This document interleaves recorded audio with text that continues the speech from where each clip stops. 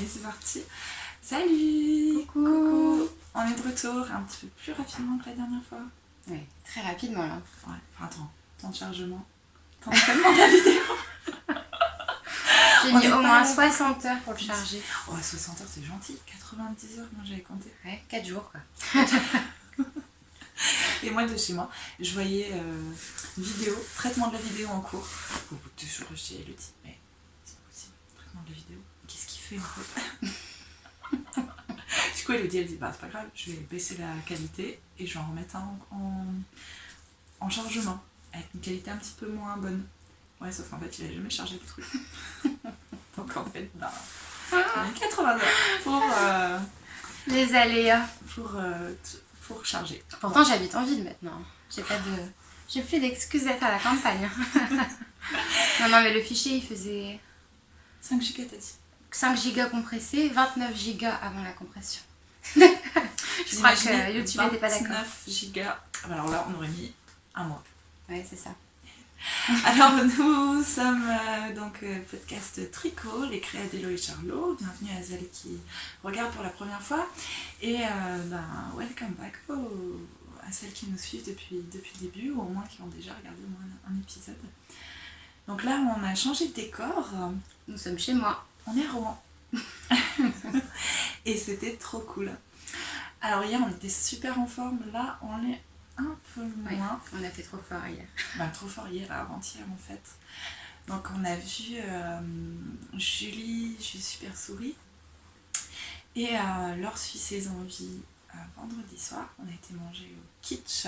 C'était génial. C'était trop cool. On a mangé. Alors moi en entrée j'avais l'alcoolique bretonne. Non, normande. Alcoolique normande. Pas bretonne, je trouve. Donc l'alcoolique normande avec Laure, et puis vous c'est quoi? Arrête de gratter ton poireau, Jacques. T'as le poireau qui gratte. T'as le poireau qui gratte, Jacques. Donc c'est un Jacques Poireau, vous l'aurez compris. Et puis en plat, on a mangé à base de poisson, ça s'appelait comment? Ah ouais, c'était le fiche sans... Fiche sans fiche. Le fiche sans fiche. Le fiche sans fiche. Et c'était trop bon. C'est un concept ce restaurant, donc si vous passez par Rouen, je vous recommande chaudement d'y aller. Si vous avez envie de rire, il faut apprécier l'humour le décalage. Voilà, l'humour au 50e degré, l'humour noir, c'est très très drôle. Et puis alors le serveur, c'est un sketch à lui tout seul. Et les toilettes, ça a le coup d'œil. Même si vous n'avez pas envie de faire pipi. Il faut absolument allez aux toilettes. Et prenez votre téléphone ou l'appareil photo aux toilettes. Parce que sinon vous allez revenir à votre place et vous allez repartir aux toilettes avec le téléphone, c'est obligé. On ne vous mettra pas de photos des toilettes. On vous laisse la surprise. Voilà. Par contre réservez, hein, parce que c'est plein longtemps à l'avance. Donc réservez si vous voulez y aller. Mais c'est vraiment un restaurant, je pense, incontournable. Voilà. Et hier, on a vu Gwen Bouchon. On a passé un matinée shopping avec Gwen. On vous en parlera de toutes nos petites étapes plus en détail tout à l'heure dans la partie achat. Parce que bien sûr, on était en Nobaï. Hein. C'était épique, hein, le Nobaï hier. Et on a été quand même sagement raisonnable. Oui. Et puis, on a repassé l'après-midi avec Laure et Julie. Et on a été... Au Beauvoisin, rue Beauvoisine. Et c'était trop chouette. On a pris des thés floraux. Je vous mettrai des petites photos et vidéos. Avec les fleurs qui éclosent dans le verre. Ils font un thé qui est très très bon et c'est pas très cher. Non, c'était raisonnable en prix. En plus, on est arrivé, on a mis le dawa. Et puis alors, un samedi après-midi, à 4 avec nos tricots. Et on a pris la place de 12. On a pris, je sais pas, 2 mètres carrés au sol. Et le serveur, il était adorable. Il nous a ramené encore une table parce qu'il avait peur qu'on renverse le thé sur nos tricots. Ouais, on y a passé tout l'après-midi. Franchement, on s'était serré et tout, on était là un peu ambiance cosy, et le gars il nous a ramené des tables et tout, il nous a installés, hein. Franchement on s'est senti comme chez nous, on était en canapé. C'est limite si on n'a pas vu l'heure passer, puis à 7h moins 10 j'ai dit bon ça ferme dans 5 minutes, on va peut-être décoller quand même, puisque ces gens ils sont tellement gentils qu'on va éviter de... Oui, puis on y est resté quand même presque 3 heures. Hein. 3-4 heures, ouais. Presque 4 heures. Alors qu'on n'avait pas prévenu, on n'avait pas réservé, samedi après-midi. Non, c'était chouette. Très bon accueil. Et du coup, hier soir, on s'est posé, mais on s'est posé. On était peut-être trop bien posés. Oui, on était bien posés. Hein. On a fait du tricot efficace. Hein. Alors, l'efficacité. Alors on sait pas encore si on va mettre les vidéos, on a tourné quelques petites vidéos pour vous montrer à quel point c'était posé. Charlotte, elle a découvert, elle a essayé de prendre de la dextérité sur la méthode continentale en point envers. En point envers, parce que le point endroit, ça y est, je maîtrise, enfin je suis pas très rapide encore, mais je maîtrise, mais alors en point envers, je comprends rien en fait. Alors hier, c'était vraiment pas propice à comprendre, parce qu'on avait, disons, dégusté une bonne petite bouteille de vin, enfin bon, avec enfin d'Élodie quand même, on n'a pas bu la bouteille de vin à deux. Oui, il a bu un demi-verre. Non, c'est faux, il a bu au moins un verre entier. Et du coup, ben, c'était pas triste. Ouais, mais on était en forme, on avait la fatigue dans les jambes. On a beaucoup marché dans Rouen, on marche beaucoup. Et puis en plus, on a marché pour chercher. Alors, Julie, si tu nous regardes, et Laure, si tu nous regardes. Non, en fait, dis rien. Si vous venez à Rouen, vous cherchez la rue du Petit Horloge. Ah, c'est ça, vous cherchez donc on a cherché la rue du Petit Horloge. On a cherché la Petite Horloge en fait. Et on a cherché longtemps. On a fait 3 fois le cours du quartier à 7h30 dans le noir. C'est ça. Donc vendredi, on a fait Rouen by night. Franchement, on a fait tout le Rouen touristique, mais de nuit. On est rentré, il était plus d'1h30, puis on s'est un peu forcé à aller se coucher parce qu'on a dit sinon demain ça va être la catastrophe. Et hier, on n'a pas fait beaucoup mieux quoi. On a été plus raisonnable, mais. On s'est couché plus tôt, mais. On était en moins bon état. On a les photos parlent d'elles-mêmes, hein. Les photos de Charlotte parlent d'elles-mêmes. On en profite à fond de ce week-end. Ah mais carrément. C'est... Voilà. Mais du coup je pense que demain on va manger. Enfin surtout Élodie qui travaille. Moi je travaille. C'est ça. C'est ça.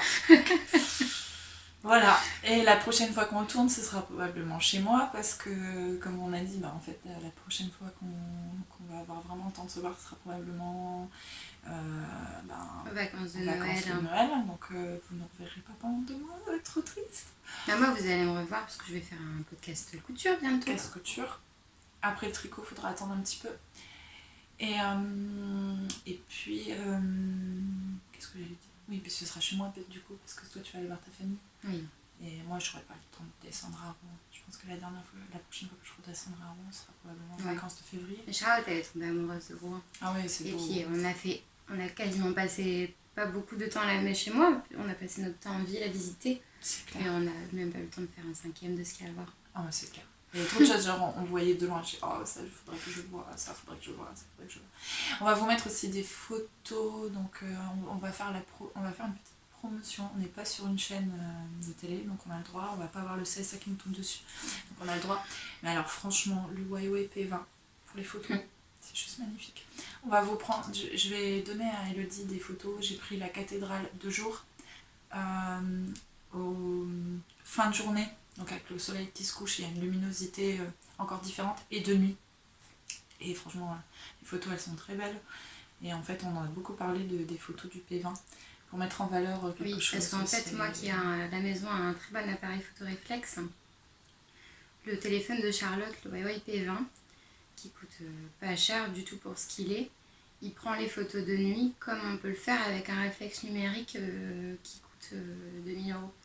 Et c'est assez impressionnant, c'est-à-dire que l'appareil photo, il doit prendre 2 images par seconde pendant 30 secondes pour stabiliser la photo et arriver à avoir une photo jouer parfaite. Sur toutes les luminosités en fait mises à sa disposition. En fait, c'est l'ouverture du je sais pas comment ça s'appelle, mais en fait il joue sur l'ouverture et du coup il prend toutes les luminosités possibles avec toutes les ouvertures possibles. Donc il prend plein de photos. Alors faut rester avec son appareil comme ça pendant 20 secondes, 30 secondes. Priez pour qu'il n'y ait pas des touristes qui passent devant. Ça. On était là, attends, ne passe pas, attends un petit peu. Charlotte, elle a juré dans la cathédrale. Du coup, c'est pas bien, hein. Non, c'était dehors. Non. Oh, non. Il y avait une madame qui avait décidé de prendre des photos avec... Ah oui, non, mais alors cette dame-là, il y avait des madames qui prenaient des photos avec toutes les statues du cercle statuaire, des saints et des... Mais des selfies, quoi. Genre selfie, genre avec la main sur l'épaule de la statue, comme ça. Puis elle posait. Et puis c'est hyper respectueux parce que religieux, quoi. Les statues ont je sais pas combien d'années, si tout le monde fait ça, en fait, elles se polissent. Bah oui, non, mais donc c'était pas très cool. Du coup, j'ai pesté. On s'est pas disputé quand même. Mais non, on n'a rien dit, on est resté sage. Si j'avais été plus proche, c'est ce qu'on a passé. Je n'aime pas ça. Je suis pas religieuse, je l'ai déjà dit quand j'ai parlé de Mayence, mais j'adore l'architecture religieuse. J'adore les cathédrales, les églises, etc. Et je pense qu'il y a un respect à avoir. Je suis capable d'aboyer si quelqu'un utilise son flash dans les cryptes, par exemple. On avait eu le tour une année en Normandie où il y avait un homme qui était en même temps que nous dans la crypte qui prenait des photos avec le flash alors qu'il y avait une énorme affiche. Pas de flash. Mais c'est pas grave. On va peut-être quand même commencer à parler de ce qui nous intéresse ici. Oui, parce que sinon ça peut durer longtemps. Et on s'est pas présenté. Donc moi c'est Charlotte, les petits tricots de Charlot sur Instagram, Kenji sur Ravelry. Et moi, Elodie BR sur les deux. Sur les deux. C'est plus facile. Toujours. Alors la dernière fois c'était un épisode très frustrant parce que je pouvais rien vous montrer en termes de projet fini alors que j'avais tricoté comme une malade pendant l'été. Là je ne peux pas encore tout vous montrer mais je peux vous montrer 2 projets de l'été et un projet que j'ai fait en une journée. On va en parler juste après. Donc en fait j'ai 3 projets terminés. Et cette fois-ci Elodie n'en a pas. Non, je n'ai pas de projet, j'ai que des achats. Et puis il y a pas de projet en cours et futurs projets. On a toutes les deux des achats qui sont quand même plus raisonnables qu'à l'accoutumée et dans des laines bien différentes de ce qu'on a d'habitude. Donc on va vous parler un peu des autres laines, etc. Et je pense qu'il y a un mouvement général sur la communauté tricot qui va... Enfin, je ne vais pas dire qu'on rejette le mérino teinté main, bien au contraire. Mais on a quand même... je pense que beaucoup de tricoteuses retournent sur des laines différentes, plus rustiques, en pelote, parce qu'en fait il y a tout un tas de laines, de matières de base différentes sur les pelotes et sur d'autres marques qui sont tout aussi intéressantes, je pense, au niveau de la texture, de la matière, de la base en elle-même en fait. Et c'est très intéressant. Alors pour ça, je vous invite à aller voir le podcast de Lana et Tricot ou le podcast de Yarnflex qui parle beaucoup d'autres laines et c'est elles deux en fait qui m'ont aussi donné envie de voir autre chose en fait. Ah oui, puis alors à Rouen on est desservi en termes de laine, tout sauf teinte à la main. Bah oui, ouais, mais en fait il y a, on a fait du shopping laine, il y a quand même pas mal de choix. On a beaucoup de choix, mais pas teint à la main. Et puis au final on a été par exemple dans un magasin, on en parlera peut-être tout à l'heure, on a été par exemple dans le magasin Katia où j'avais des gros a priori et en fait il y a des bases qui sont quand même vraiment pas mal. C'est le nom de la boutique, Laine Story. Ouais. Story Laine, quelque chose comme ça. C'est rue Beauvoisine. Studio Laine. Rue Beauvoisine. Studio Laine, en fait, c'est beaucoup de Katia. Annie Blatt. Moi je connaissais pas du tout. Et en fait, Katia, donc ils font un Katia concept ou un truc comme ça. Et elle est belle celle-là. Et en fait, il y a plein de laines qui sont finalement naturelles et qui sont pas mal en fait. Enfin, on en parlera tout à l'heure. Ouais, on reviendra là-dessus. Et du coup, ouais, un petit virage sur des laines un peu plus rustiques. On va passer au projet fini. Ouais. Donc les 3 projets finis. Alors vous les voyez en fait qui sont là, mes projets finis. En fait, voilà, je pouvais rien vous dire avant les sorties officielles, mais donc j'ai travaillé avec Melina in the Pandas World sur les réseaux, sur son projet Arc-en-Ciel. Alors c'est un projet complètement dingue, où elle a décidé donc de travailler avec les teinturières indépendantes françaises et belges. Non, peut-être pas belge, je ne sais pas. Elle a fait travailler by night Je sais pas. Je ne sais pas. Non, elle n'a pas travaillé avec la France parce qu'elle a travaillé au moins avec la Suisse.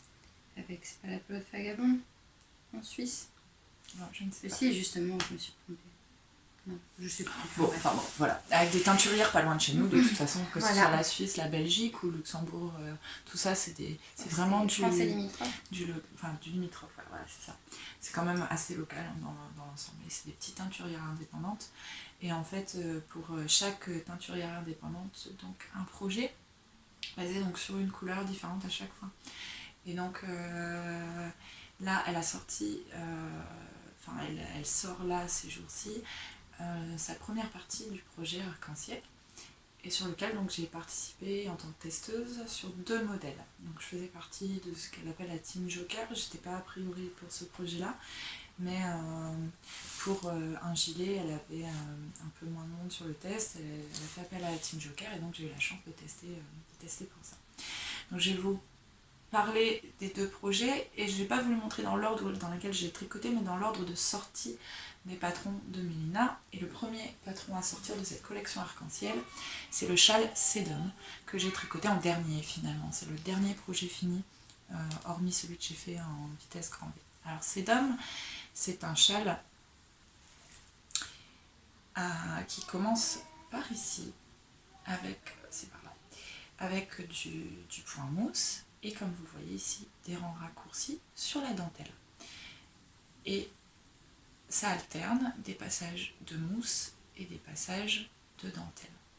La dentelle est absolument incroyable. Je vais essayer de vous la montrer d'un peu plus près. Sachant que moi, je pense qu'il va devoir être rebloqué une deuxième fois. Parce que je pense que j'y ai pas été assez énergiquement la première fois. Oui, et puis hier, on a vu du coup Gwen Bouchon, sur Instagram, qui l'a fait aussi. On vous insérera des photos qu'on a prises. Charlotte en a déjà mis sur Instagram. Et elle a bloqué le sien de manière beaucoup plus agressive. Il est beaucoup plus profond. Voilà, c'est ça. Et les deux alors déjà, le mien est très long. Donc en fait, j'ai une envergure de bras d'1,80 m. Et en fait, mon envergure de bras, il y a 40 cm en plus. Ouais, si c'est pas 50 cm en plus, donc on peut bien tabler sur du 2,50 m par 70. On doit approcher les 3 mètres, franchement. En termes d'envergure, il est très grand. Mais moi, il a perdu en profondeur, en fait. Alors, ce qui est pas très grave, parce que j'aime pas non plus avoir un châle... Enfin, je vois pas l'intérêt, surtout que moi, vous voyez, le saturate, il est très très profond, mais je l'enroule comme une écharpe. Donc en fait, c'est pas très grave s'il n'y a pas beaucoup de profondeur. Mais moi, ce qui me fascine dans ce projet, c'est vraiment la dentelle. La dentelle est absolument magnifique. Je crois que j'ai jamais fait une dentelle aussi travaillée. Il fait le point, c'est bien. Du coup, on la voit bien. Elle est absolument magnifique. Donc c'est une dentelle style japonaise. Alors qui n'est pas simple. Alors c'est une... Mélina l'a dit dans sa vidéo. Il faut le mériter, le sédum. Déjà, c'est long. Donc là, on a, sur la dernière section, on a 40 rangs de dentelle, un peu plus 42 peut-être.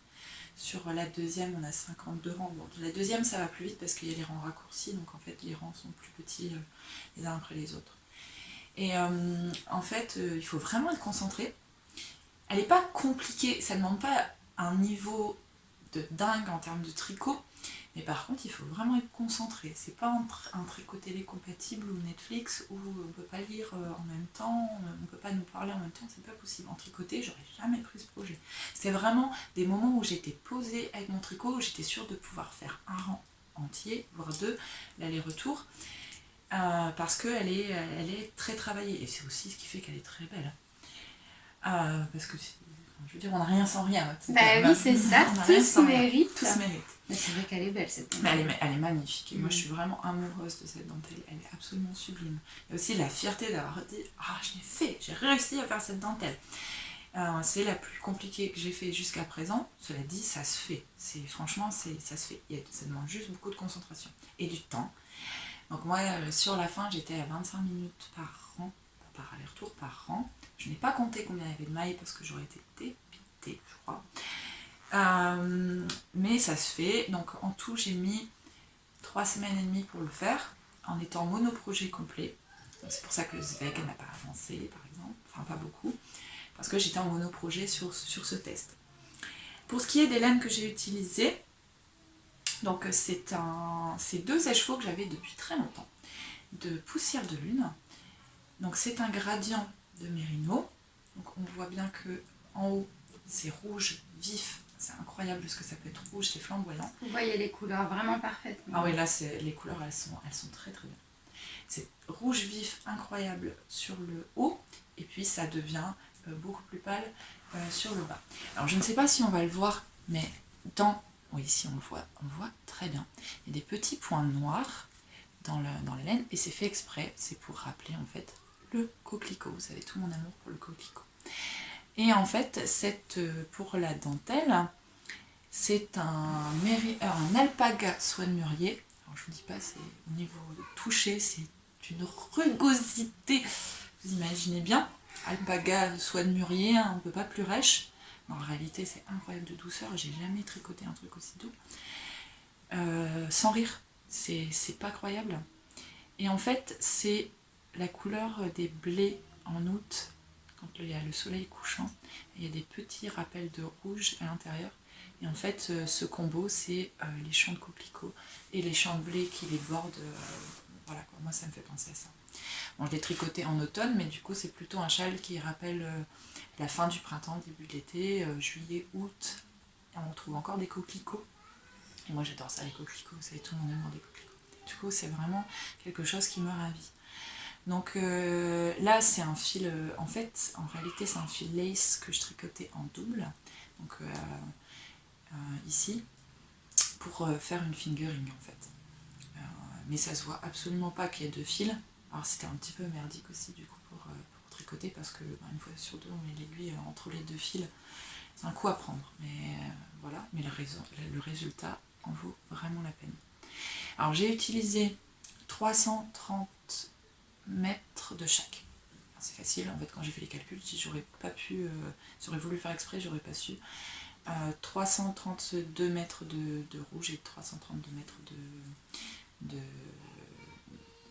blé, enfin on va l'appeler comme ça. Et Mélina par contre dans son patron explique comment utiliser absolument toutes les laines. C'est-à-dire que vous avez un écheveau de 400 mètres, vous pouvez utiliser vos 400 mètres presque tout pile. On va dire qu'on va pas s'arrêter au milieu d'un rang, mais franchement, si vous voyez que vous pouvez à la fin peser votre écheveau, combien de grammes, voilà, ça prend un rang, parce que les rangs sont longs à la fin, et vraiment vous arrêtez pour qu'il ne vous reste plus de laine, presque plus de laine, quoi. Même pas de quoi faire un carré de memory blanquette. Donc ça c'est génial, parce que ça, pour celles qui veulent rentabiliser leur laine à fond, voilà quoi, c'est le projet parfait. Alors il y a une finition high cord ici, donc ça c'est pareil, Mélina elle dit, vous arrêtez la dentelle quand il vous reste 5 grammes de cette couleur contrastante on va dire, pour pouvoir faire le rabattage high cord ici. Voilà pour ce châle. Alors j'ai parlé de la laine, j'ai parlé du modèle. Donc le modèle c'est le Sedum, S-E-D-U-M de Mélina in the Boundless World, qui fait partie donc, de la première partie de la collection Arc-en-Ciel. On peut l'acheter en dehors du e-book. Oui, donc en fait il y a le e-book donc, qui comprend les 6 ou 7 modèles, et il y a, comment dire, les patrons sont vendus aussi individuellement. Et chaque teinturière propose des kits pour faire le modèle. Donc là c'est Hélène pour Sedum, et Hélène sur sa boutique Etsy propose des kits pour réaliser le Sedum. Donc c'est Hélène donc c'est en collaboration ce modèle avec Hélène, et donc vous pouvez trouver dans sa boutique les kits pour le réaliser, acheter le patron de façon individuelle, ou si vous avez craqué sur plusieurs modèles de la collection Arc-en-Ciel, acheter l'e-book avec tous les modèles. Donc là on est dans la semaine où Mélina propose les modèles. En fait je crois qu'il y a un modèle qui sort tous les 2 jours en individuel. L'e-book est déjà disponible depuis la semaine dernière. Donc là le Sedum est déjà sorti. Celui que je vais vous présenter après, il n'est pas encore sorti, mais c'est pas grave parce qu'en fait le temps de charger le podcast et tout, il sera sorti. On l'a pas dit, hein. Mercredi. Aujourd'hui nous sommes dimanche 30 octobre. 28 octobre. 28 octobre. Donc le Sedum est déjà sorti, celui d'après il l'est pas encore, mais quand le podcast sera en ligne, de toute façon il sera sorti. Le temps que je fasse le montage et que je l'envoie sur YouTube. C'est ça. Peut-être ce sera Noël déjà. Si les délais de traitement sont absolument affreux. Non, voilà. Je vais faire en sorte que non. Donc voilà pour Sedum qui est absolument magnifique, et il va repartir au blocage histoire de lui amener un peu plus de profondeur et de bloquer un peu plus énergiquement cette dentelle. Et j'essaierai de remettre sur Instagram éventuellement une photo de la dentelle, parce que sérieusement j'en suis fan. Et pour celles qui sont un peu aventureuses en dentelle, allez-y parce qu'on se régale. C'est long, ça demande de la concentration, mais alors qu'est-ce que c'est bon. Et on voit le motif se dessiner et qu'est-ce que c'est joli. Moi j'adore la dentelle, je suis vraiment fan. C'est ma première dentelle, on va dire costaud, à risque. Et j'en suis fan quoi, j'en suis absolument fan. Donc voilà pour le si un jour je le ferai pas celui-là, je me verrais bien le faire en noir et blanc. Voilà, pour un contraste. Par contre, fais la dentelle en blanc parce que la dentelle en noir. La dentelle en blanc et le corps du châle en noir ou en gradient gris à noir. Peut-être un jour je le ferai, si je me dis qu'il faut. Alors chez Hélène, vous avez donc pour faire le kit, il y a toujours un blanc, un speckled gris et une couleur contrastante. Moi je suis absolument fan de son kit avec la couleur un peu jaune, ocre, orange. Mélina disait que c'était c'était jaune, un jaune profond, et moi je le voyais orange, donc on va dire que c'est moutarde, ocre. Mais allez voir de vous-même, franchement, ce kit-là, il est absolument magnifique. Il y en a avec du rose, il y en a avec du vert d'eau, c'est absolument magnifique. Et je crois qu'il y a une promo pour les premiers jours, mais j'ai peur de vous dire ça parce que si le podcast sort après et qu'il n'y a plus la promo, je ne sais pas. Voyez avec Eline Hélène. Je mettrai le lien de Eline Hélène et puis vous regarderez s'il y a encore des kits. En fonction du jour où vous regarderez le podcast, vous irez voir en fonction. Voilà pour ces dames-là. Le prochain, parce que du coup, je te laisse tricoter pour l'instant. Moi, j'ai rien à montrer. Alors le prochain, je vais devoir me lever et puis renfiler le gilet, parce que bien sûr, comme une bavache, je n'ai pas mis le gilet avant. Bah oui, mais du coup, je vais enlever mon Saturate. Alors vous l'avez déjà vu celui-là, hein, je l'ai tricoté l'année dernière. C'est un modèle de... c'est Orange Knit et c'est un modèle frangé. Donc avec un fade absolument incroyable.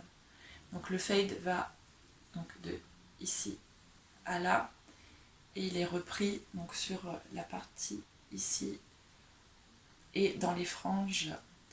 J'essaye de vous montrer ça au mieux. Donc ici en vertical et jusque là aux franges. Donc il y a 2 dégradés. Et c'est un dégradé de c'est pas le cas bien sûr. Donc je vais enfiler EOS et vous parler un petit peu de EOS. Donc le deuxième projet arc-en-ciel que j'ai tricoté pour Mélina, et celui-là je l'ai tricoté cet été. Alors voilà EOS, qui est le gilet parfait, le gilet cocooning, et en fait je l'ai mis dans le mauvais sens. Donc c'est bien. Vous allez voir qu'on peut le mettre dans les 2 sens. Donc on peut le mettre comme ça, mais c'est pas le bon sens a priori. Cela dit, c'est pas dégueu, n'est-ce pas? Et je vais vous le repasser dans le bon sens, parce que quand même... Oh, vous entendez derrière qui pleure? Bah oui, c'est ma petite. Il y a un gros chagrin.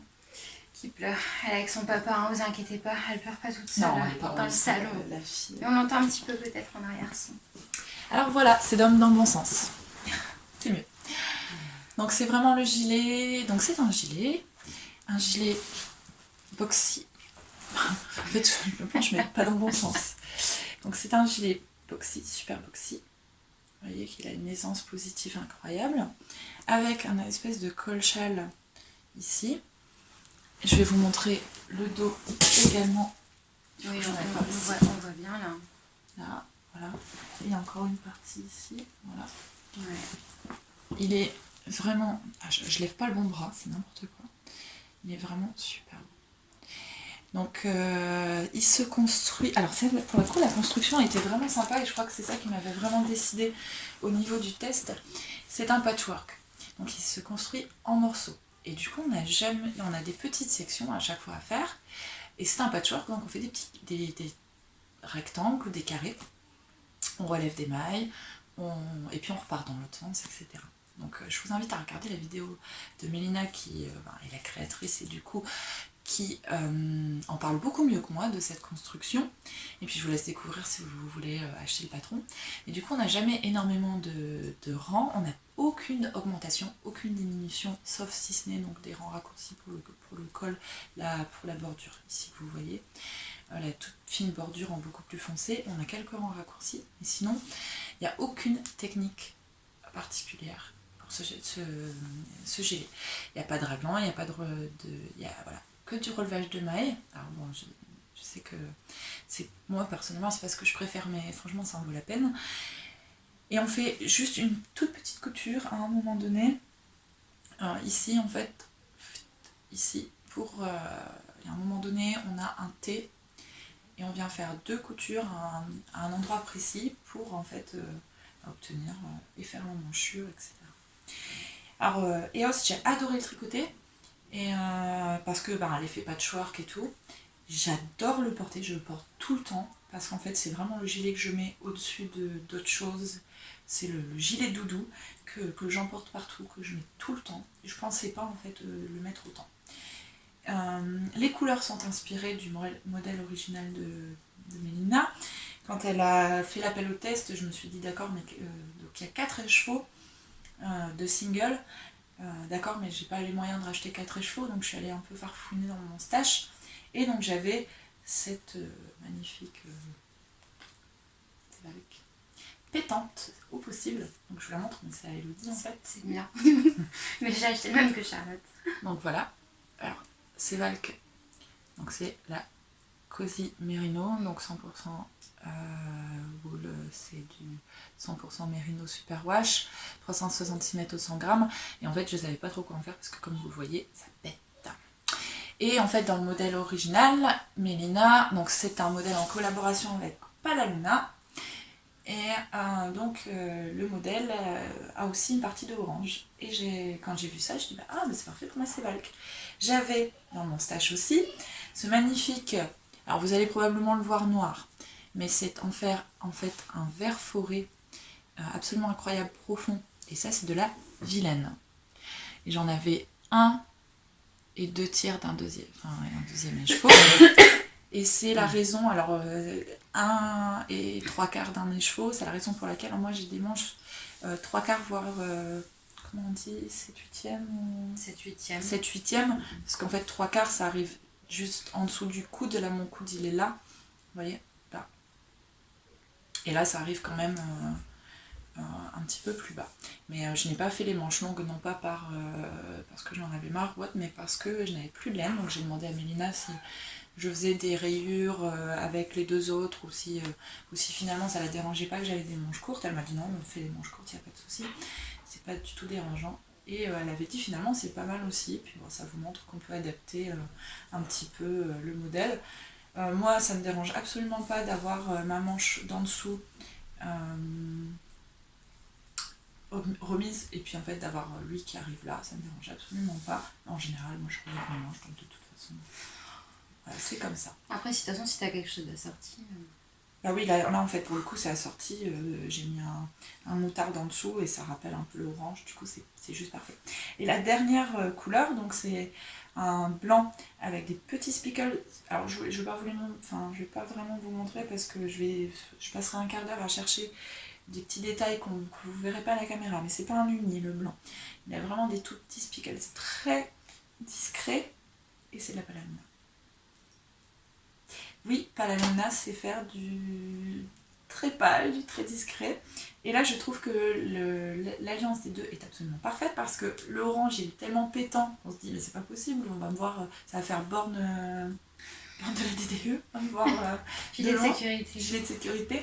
Et en fait il est un peu éteint, enfin pas éteint mais il est un peu contenu on va dire avec le blanc.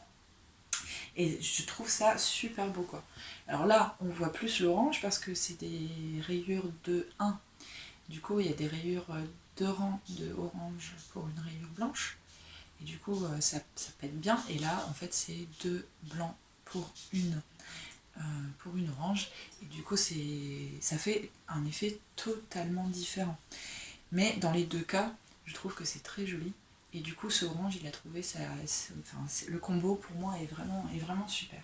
Donc il y a donc, de la Sévalque, de la Vilaine et de la Palaluna. Un bel ensemble, comme quoi en fait d'avoir des écheveaux solidaires. À chaque fois je dis solidaires. Ils sont solidaires. Ils sont solidaires les uns des autres, mais avoir des écheveaux solitaires, et ben, on arrive à faire de belles associations quand même auxquelles on n'aurait pas pensé de suite. Donc 4 écheveaux, 2 de ce foncé, si vous voulez des manches longues. Moi j'ai mis 1 et 3/4 d'un autre ici, et puis on va dire bien les 3/4 d'un écheveau pour l'orange et les 3/4 d'un écheveau pour le blanc. De 400 mètres, hein. C'est des 400 mètres. C'est des 366. Alors j'ai le métrage exact sur Ravelry, ma fiche est à jour pour ce projet, donc n'hésitez pas à aller voir si vous avez besoin de plus de renseignements. Charlotte elle est très très très grande. Ouais, moi je suis très grande. Alors il est pas long dans le dos, mais je trouve que ça fait un bel effet. Je vais essayer de vous montrer ça. Ici, on voit que ouais, il est au-dessus de la ceinture du pantalon, donc on peut pas le mettre avec un t-shirt court ou autre, sinon on va faire ça va faire un peu vulgaire. Mais moi ça me dérange pas du tout parce que je porte toujours un t-shirt ou un sous-pull dans mon pantalon, donc ça me dérange pas s'il remonte un peu dans mon dos. Et pour moi, il a la taille parfaite. Il est un petit peu plus long sur le devant et moi, c'est ce que j'aime, donc c'est parfait. Il est beau, il est classe. Je peux le mettre avec. Et on peut le fermer, donc Mélina a mis une pince à cet endroit-là, on peut le fermer. On peut mettre une pince à châle ici pour le fermer. Bon, bien sûr, il faut rejouer un petit peu sur les épaules, mais on peut le porter fermé. Pourquoi pas imaginer remettre un bouton à cet endroit au niveau de la poitrine, ou voilà, avec une pince à châle ou autre, c'est parfait. Voilà pour EOS. Donc EOS, il sort la semaine prochaine pas trop individuel, mais pour vous ce sera déjà passé. Et c'est une collaboration avec Palaluna, donc des couleurs qui pètent. Si vous voulez un gilet qui pète avec les couleurs de Palaluna, donc là pour le coup je pense que ce sera encore en ligne de toutes les façons. Et d'ailleurs vous l'avez peut-être déjà découvert à Felletin, parce qu'on n'en a pas du tout parlé ce week-end, mais en fait les filles elles sont à Felletin. Il y a beaucoup de filles qui sont à Felletin au festival. Palaluna est à Felletin. Donc vous pourrez découvrir EOS à Felletin. Peut-être vous l'avez déjà vu. Et puis donc avoir un kit Palaluna, ils sont absolument super beaux. Mais par contre, elle en a des roses fluo avec du jaune fluo, etc. Ça c'est pour les filles qui aiment le flashy. Et elle en a des beaucoup plus doux et raisonnables, avec du bleu marine, etc.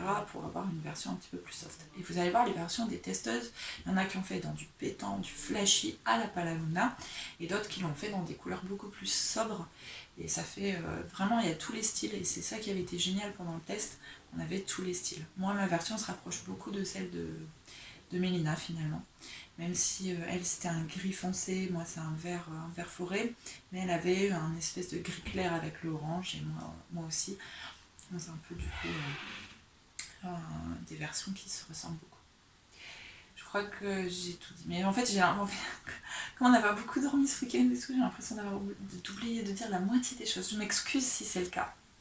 Bah non, c'est bon. C'est bon, hein. Bon, tu parlais de la laine, du modèle, moi je pense que c'est bon. Non, je pense que tu as une idée. Bon. On passe au dernier projet fini. Encore un projet pour moi. Je vous en ai déjà parlé parce que cet été, vous vous souvenez sûrement que j'avais filé ce truc incroyable là. Donc c'est l'un de mes premiers écheveaux filés que j'avais fait. Donc c'est du mérino que j'avais filé. J'avais filé 2 singles sur 2 bobines différentes et j'avais retordu en 2 brins. Et donc ça a créé un chiné. Voilà, il y a 2 brins, on les voit très bien parce qu'il y en a un vert et un bleu ici. Et en fait, il y a des nuances de bleu, de vert, de gris. Il y a des moments où c'est le bleu qui domine, d'autres moments où c'est le vert, d'autres moments où c'est le gris. Et en fait, ça, je voulais en faire un projet pour mon fils. Et je voulais lui faire un bonnet. À l'époque où j'avais fini de filer, je vous avais demandé sur Instagram ce que vous me conseillez en bonnet DK, puisque c'est un équivalent DK, un gros DK. Et vous avez été pas mal à me proposer le Barley Hat de Tin Can Knits, qui propose de la taille enfant, vraiment tout petit, à adulte. Et du coup, j'ai jeté mon dévolu là-dessus, très simple. Ah si, il y a une chose que j'ai pas dit pour les 2 projets, du coup ça me repasse. Le Sedum, il est tricoté en aiguille Yaya 3,5, et celui-là, il est tricoté, si je me trompe pas, en 3,75, et du coup ça donne un beau drapé parce que c'est un tout petit peu déjaugé. C'est de la single et que c'est en aiguille 3,75, ça donne vraiment un joli drapé. Et là, donc le bonnet de Tin Can Knits, du coup j'y repense, les côtes sont tricotées en 4, le bonnet se tricote en 5. Alors du coup je l'ai commencé jeudi matin, j'allais pas très bien jeudi matin, faut dire ce qui est. Et du coup j'avais envie de monter un projet, et un projet qui va vite. Et du coup j'ai dit allez on sort ça. Donc c'est un bonnet pour enfants, mais qui me va très bien en fait. Parce que Héloïse a une grande tête, elle est très grande, donc il y a une grosse tête. Et donc le bonnet me va, je vais pouvoir vous l'essayer. Donc les côtes sont en 4, tricotées en 4. Et le corps du bonnet se tricote en 5. Donc comme vous le voyez à l'écran là maintenant, les côtes c'est des côtes 1-1, et le corps du bonnet, il y a une section en mousse, donc on met des anneaux marqueurs et on tricote toute une section en mousse, et le reste c'est du jersey. Donc moi ça donne un effet chiné, puisque ma laine est en retordu de brun. Alors, c'est pas très régulier, mais c'est pas grave, ça donne un effet particulier et j'aime beaucoup. En fait, j'ai vraiment pris beaucoup de plaisir à la tricoter, parce qu'il y a des fois c'est tout gros, il y a des fois c'est beaucoup plus fin. Mais bon, ça va, il n'y a pas des écarts de dingue non plus, mais elle n'est pas régulière du coup, parce que je suis pas encore une pro du filage, on va dire. Donc ça c'était filé au rouet. Et donc on fait ensuite les diminutions, et on a tout un système de diminution qui donne en fait une espèce de spirale là sur la fin. J'avais peur de manquer de laine parce que c'est la première fois que je tricote de la laine finement, et j'avais un peu plus de 100 mètres, ce qui est largement suffisant pour un bonnet, mais on a toujours peur d'en manquer, parce que là pour le coup, je ne peux pas faire une recommande, quoi. J'ai toute ma fibre effilée, je ne peux pas. Et en fait je voulais un petit peu slouch, parce que je n'aime pas les bonnets fités qui collent au crâne, et j'aime bien que ce soit un peu slouch, et du coup bah, c'est slouch, et du coup c'est super bien.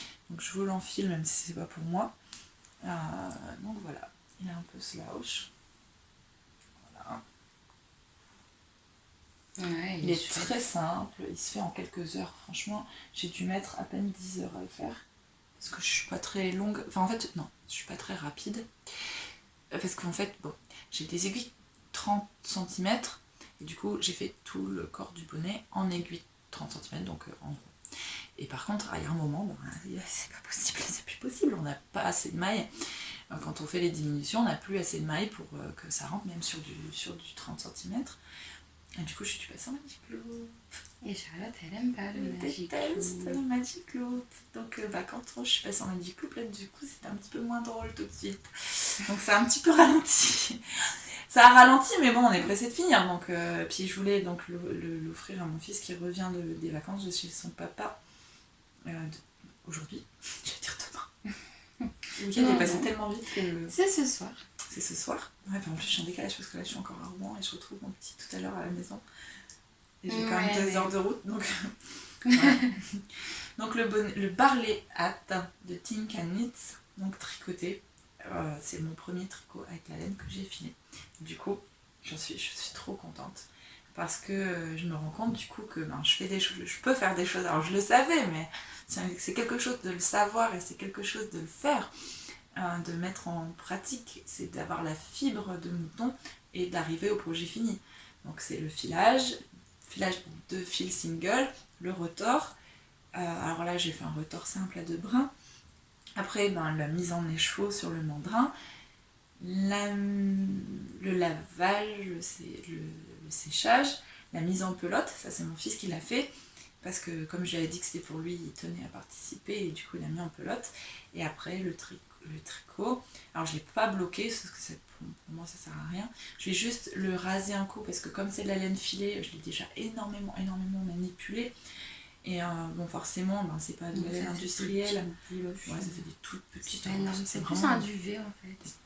Un petit duvet. Vous voyez voilà, la c'est duvet, vous voyez bien. C'est vraiment un tout petit duvet. Donc je vais pour la forme passer un petit coup de rasoir avant qu'il le porte. Mais sérieusement, c'est pas indispensable non plus, quoi. Là il y a une bouloche, vous la voyez là.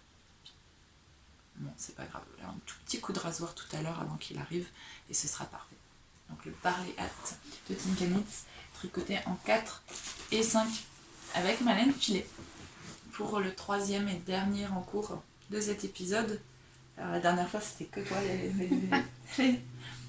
Moi j'ai rien à dire. Hein. Et puis à part ce que je suis en train de dire. Bon, encore une interruption technique. Oui, qu'on n'a pas comprise. Non, il reste 25 gigas sur mon téléphone, mais le téléphone s'arrête. Bon, lui aussi, il est fatigué, il a trop fait la fête. Pourtant, lui, il a pas vu hier. Bon, de toute façon, on avait fini avec... les encours. On avait fini avec les projets finis, donc on passe aux encours. Oui, on a fait. En plus, je me mélange les pinceaux. Alors, ça va aller très vite. Je vais commencer parce que Charlotte, elle a plus de salive, ça fait 45 minutes qu'elle parle. Moi, ça va aller très vite. J'ai avancé sur Mold the Love. Je vais vous incruster la photo de Rory Locatelli. C'est mieux que vous montrer mon passon de fou crac qui traîne dans le sac à projet. Et j'ai bien avancé. Ne perdons pas les mains. Ah oui, non, bah, c'est... Ouais, voilà. Donc, c'est très simple comme pull en fait en construction. Donc, c'est un top-down, cette fois-ci, je ne me trompe pas. Et je progresse. Et sur laquelle on vient faire d'abord le dos. Ensuite, on fait le devant, on raccorde on fait le dos et on relève des mailles sur le dos pour faire le devant. Et ensuite, on tourne en rond. Enfin, je crois que c'est ça. De toute façon, si c'est pas ça, vous le verrez en faisant le patron. Mais c'est pas compliqué, de toute façon. Et puis, on met des... c'est clair ce que je raconte. Hein. Ne m'écoutez pas, je raconte des bêtises. Non, c'est bon. Puis, on met des anneaux marqueurs pour faire un point texturé en dentelle. Je vais me décaler un petit peu. Sur chaque côté.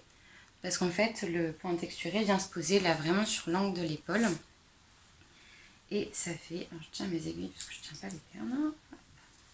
Ça fait un point quand même. On voit rien du tout. Si on voit un peu en fait, il faudrait tendre.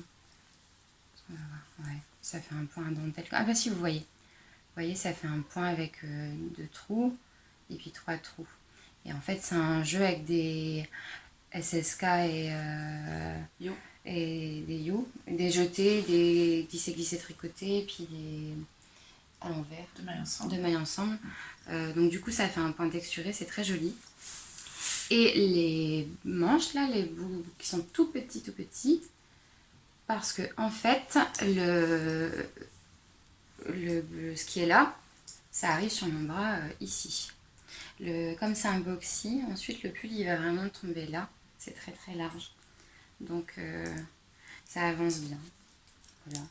J'en suis arrivée au niveau de mon nombril là. Non, ça devient bon. Et puis les manches, ça va aller vite comme je suis déjà ici. Ah bah oui, du coup, t'as beaucoup moins de longueur de manche à faire. C'est ça. Et puis en plus, j'ai racheté à Amélie, Happy Sweet Peach Factory une grosse partie de ces aiguilles 23 cm pour pouvoir faire les manches.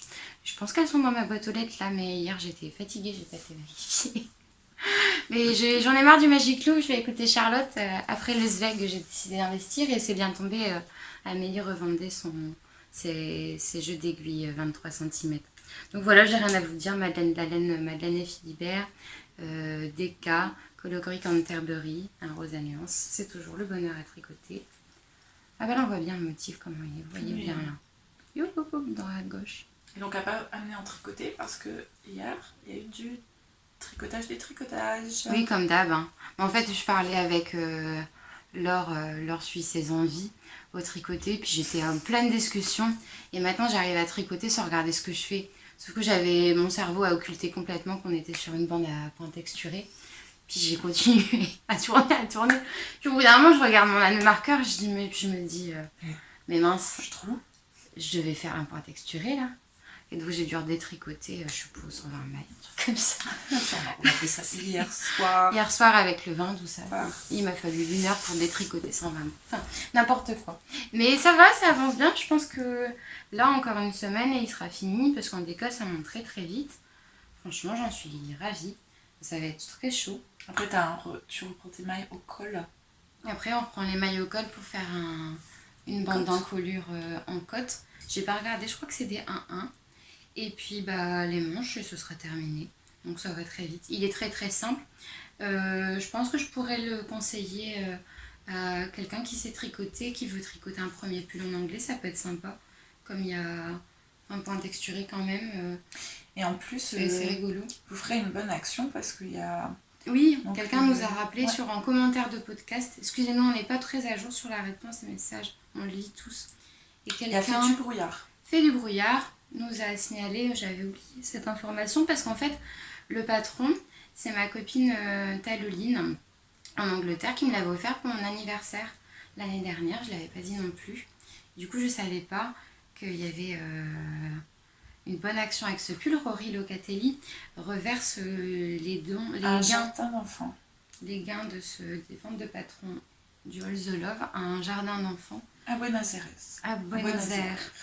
Et pour des enfants défavorisés. Donc du coup, c'est une belle action.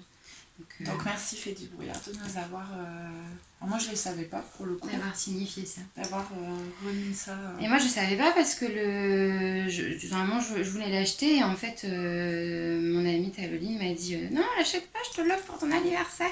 Alors voilà. Du coup j'ai pas payé, je l'ai reçu sur ma boîte cadeau bonne action en même temps. Oui c'est ça, c'est une belle action. Merci Taloline, merci Fait du brouillard pour l'information. Voilà. Qui va, la prochaine fois sera un projet fini. C'est ça, je l'aurai sur moi. S'il fait oui. froid, il fera froid. Il fera froid. Déjà aujourd'hui, c'est Noël. la salle. Oui, parce qu'on est passé de 27 degrés. Il y a 10 jours ou 15 jours, on était au parc avec Héloïse en t-shirt. Et là, en fait, il fait 4 degrés ce matin. Ah, il fait froid. On gèle. Oui, puis c'est pas Rouen, parce que la semaine, il y a 10 jours, il faisait 24. Donc, là, il fait 4 degrés. On a perdu 20 degrés en 10 jours, quoi. C'est n'importe quoi. Hier, avec Charlotte, on a sorti notre nuit d'hiver, notre nuit de combat. J'ai même ressorti les bonnets. Elle avait bonnet, châle, mitaine. Elle a des magnifiques mitaines de By Night, Nathalie. En laine feutrée. Je les ai pas là près de moi. J'avais mes mitaines aussi. J'avais pas mis mon bonnet, mais on est passé de l'été à l'hiver en 10 jours. C'est n'importe quoi. La nature, elle comprend rien. C'est ça. Enfin. Alors moi, je vais passer encore plus rapidement sur le Zweig, qui, pour les raisons que j'ai évoquées avant, n'a pas énormément avancé, même si on devient... Bon, je suis aux côtes. J'ai commencé mes côtes hier. Ouais. Et en fait, j'ai voulu... En fait, on était en délire hier, on était vraiment très euphorique. Ouais. Moi, j'ai demandé tout à l'heure aux copains d'Elodie si on n'avait pas été trop chiante hier. Elle me dit, non, vous rigoliez beaucoup, quoi. Oui, et puis... mon conjoint, c'est pas le mec le plus... exubérant, euphorique de la Terre. Du coup, il reste toujours très quoi face aux gens qui rigolent. C'est ça. Et en fait, ce matin, il me dit vous avez beaucoup rigolé, quoi. Bon, je dis ça va, c'est pas dramatique. Donc j'ai essayé en fait de faire les côtes à la méthode continentale, mais je sais faire, comme on expliquait tout à l'heure, les mailles en droit en continental, mais pas les mailles en vert. Donc c'était très drôle. Parce qu'Elodie essayait de me montrer, mais comme j'avais un petit peu trop bu, je ne comprenais pas où il fallait que je passe mon fil. Oui, parce que ce que je disais à Charlotte, c'est qu'en méthode continentale, faire des côtes, c'est hyper facile. Comme le câble, il est déjà dans la main. Si on sait faire facilement la maille en droit, la maille en vert, on se pose pas la question. Ça va tout seul, ça va presque aussi vite que de faire du point en droit. Et alors, je me sentais vraiment empotée. Mais il faut avoir la dextérité et arriver à basculer le tricot en arrière pour faire le... Enfin, moi, c'est comme ça que je fais. Donc, je m'entraînais à la maison. Ouais, c'était rigolo du coup. Donc on hésite encore à remettre la vidéo, on verra. Ouais, c'était assez... Ce sera la surprise à la fin du... Ça devient un peu... On verra si on la met ou pas. Faut qu'on la réécoute, savoir si on n'a pas dit trop de bêtises. Au sujet du Zweig, je fais une petite interruption. On a eu beaucoup de gens qui nous ont indiqué qu'ils avaient utilisé plus d'échauds que nous. Qu'ils avaient utilisé 2 échauds et demi ou 3 pour faire le corps en partie en couleur principale. Alors ça dépend bien sûr de la façon dont on tricote. Moi je tricote très lâche. Mais tu descends d'une... Je descends d'une taille d'aiguille. Et puis moi c'était des échauds de 400 mètres. J'ai vérifié la personne qui fait ça, c'est aussi des échauds de 400 mètres. Vraiment j'étais assez courte. Je pense que la façon de tricoter, elle fluctue entre de l'une à l'autre. Hein. Vraiment. Puis le Zweig, normalement, il est prévu avec une aisance positive. Il y a des filles... Moi, je fais sans aisance positive parce qu'en fait, j'étais un peu vaccinée avec mon sophédite qui était un peu trop large pour moi. Donc là, j'ai vraiment pris la taille S exprès pour dire d'avoir quelque chose de très fité. Oui, c'est en fonction de comment on a envie de le porter. Et il y en a qui l'ont peut-être fait plus loose, il y en a qui... Enfin, voilà, il y a tout un tas de paramètres qui entrent en jeu.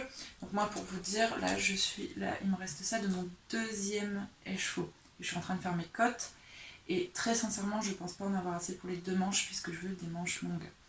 Mais c'est des écheveaux de 366 mètres au 100 grammes, c'est de la single. Donc oui, ça si j'avais eu des écheveaux de 400 mètres, je suis sûre que je l'aurais passé en 2 couleurs principales, en 2 balles. Mais là, avec les 366 mètres, et comme je veux faire des manches longues, et comme je suis grande, je l'ai rallongé un peu. Donc autant il va être fité, mais du coup il est rallongé. Donc je vous dirai, de toute façon, je mettrai tout à jour sur les Ravelry dès que je l'aurai terminé. Vous verrez passer des photos sur Instagram et vous verrez combien j'ai utilisé sera le constituant. Je pense que ça dépend vraiment de la façon dont on tricote. Puis moi, c'est vrai que j'avais fait mes diminutions tout de suite sur les manches, beaucoup plus tôt parce que j'avais pas le bon nombre de mailles pour faire le motif répété sans réfléchir, je l'avais dit. Et du coup, mes manches étaient tout de suite plus fitées. Donc, c'est vrai que tout de suite, normalement, les Ça, diminutions, on les fait au milieu de bras. Et du coup, ça prend moins de laine. Moi, je les ai fait là. Donc, ça a changé beaucoup de Ça choses. prend un petit peu moins de laine déjà. Et le point texturé, il est quand même hyper consommateur de laine. Et je pense qu'en fonction de comment on gère la tension pour les torsades, on peut aussi vite augmenter sa quantité de laine à utiliser. Donc bon, enfin ça... Il y a beaucoup de paramètres, donc après allez voir sur Ravelry les projets finis. De toute façon, il n'y a rien de mieux que d'aller voir 10 projets finis sur Ravelry dans votre taille et en fait de voir à ce moment-là. L'échantillon est important, même si moi j'en fais pas et que je suis pas totalement convaincue, il y a assez de gens convaincus pour penser que c'est quand même important. Moi, de toute façon, j'aurai un tour, et puis je ferai des échantillons. Hein. Non, mais c'est vrai. Non, t'en feras pas. Bah si, le jour où je serai prise et que je vais pas savoir rentrer dans mon truc, là, ça va me marquer et puis je vais finir par en faire. Après, moi, ce qui m'embête dans l'histoire d'échantillons, c'est qu'on tricote un échantillon sur un tout petit... Alors, je vais vous dire en fait pourquoi moi, je ne fais jamais. Déjà parce que je suis une grosse flemmarde pour ça. Pour les échantillons, j'ai l'impression de rien tricoter, je suis comme certaines, j'ai l'impression de perdre mon temps en fait, alors que c'est faux, mais bon, soit. On tricote un échantillon sur une petite portion. En fait, avec le poids de la laine, et quand on tricote des grandes portions, on n'a pas la même tension. Moi, si je tricote sur 10 mailles ou si je tricote sur 200 mailles, j'ai pas du tout la même tension, parce que 200 mailles, en fait, je vais y aller. Et en fait, j'ai tellement une grande portion à faire que je vais être lancée, alors que si je dois tricoter que 30 mailles, je vais être plus serrée sur mes aiguilles parce que j'ai que 30 mailles à tricoter. Oui, c'est vrai. Après, si on tricote sur un carré de 10-10 ou même 20-20, admettons, il n'y a quand même pas le même poids de laine. Donc même si on bloque le tricot, ça n'est pas du tout le même poids de laine que sur un pull. Alors même si on le bloque à plat, ce sera jamais le même blocage pour moi. Je dis peut-être des bêtises, c'est que mon avis. Mais voilà, dans ma tête, c'est tous les arguments. Moi, je tricote trop lâche. Le rendu, il est trop différent si je ne fais pas d'échantillon. Mais toi, ça fait toujours un beau rendu, hein, quoi qu'il en soit. Ouais, après, j'ai les habitudes aussi de tricoter de la single. Je sais ce que ça rend en 3,5, en 3,75, en 4.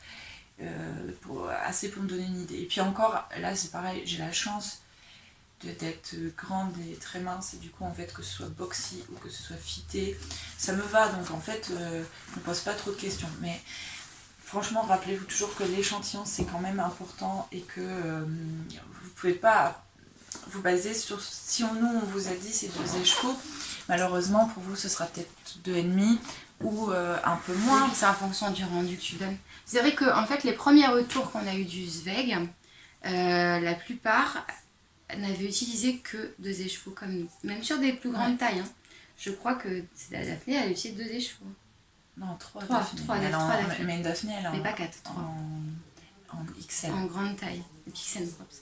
Mais là, les retours suivants qu'on a, ils sont plutôt contraires. Alors, finalement, je pense qu'on est sur du 50-50 à utiliser pour des tailles comme quoi ça S, M, les 3 premières tailles, c'est très fluctuant.